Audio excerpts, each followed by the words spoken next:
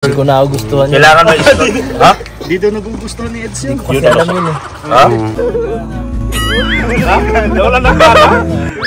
Biglang nalungkot. Bigla nalungkot si Edo nung nalaman.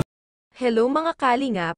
Welcome to my YouTube channel. Bago po ang lahat ay huwag po nating kalimutang mag-like and share at i-click ang notification bell para lagi kayong updated sa aking mga bagong video. Maraming salamat po sa inyong patuloy na pagsuporta kay Kuya Val Santos Matubang at kay Kalingap Rab. Binisita muli ng Kalingap si VNC at dahil wala si Kalingap Rab, ang mga K-boys ang naatasang pumunta. Kasalukuyan namang nagtitinda si VNC ng araw na yon. At dahil summer na nga kaya mga halo-halo at palamig ang tinitinda ni VNC. Makikita natin na napakaganda talaga ni VNC, kaya nagulat naman ang mga K-boys nang malaman sa nanay ni VNC na muse pala ito ng basketball sa kanilang lugar.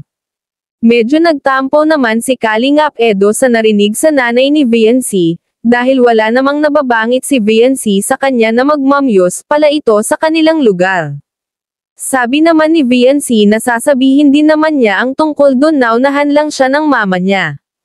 Mapapansin naman natin na medyo nagtampo si Kalingap Edo kay VNC. Pero binago na lang niya ang usapan.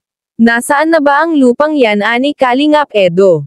Pinuntahan nila ang lupang pagtatayuan ng bahay nila VNC.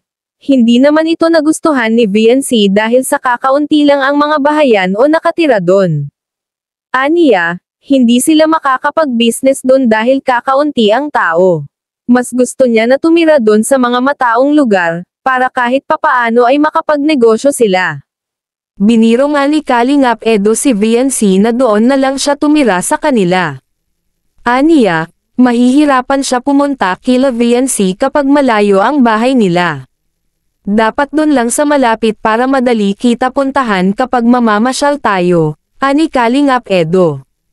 Hanggang dito na lang mga Kalingap, maraming salamat po sa panonood.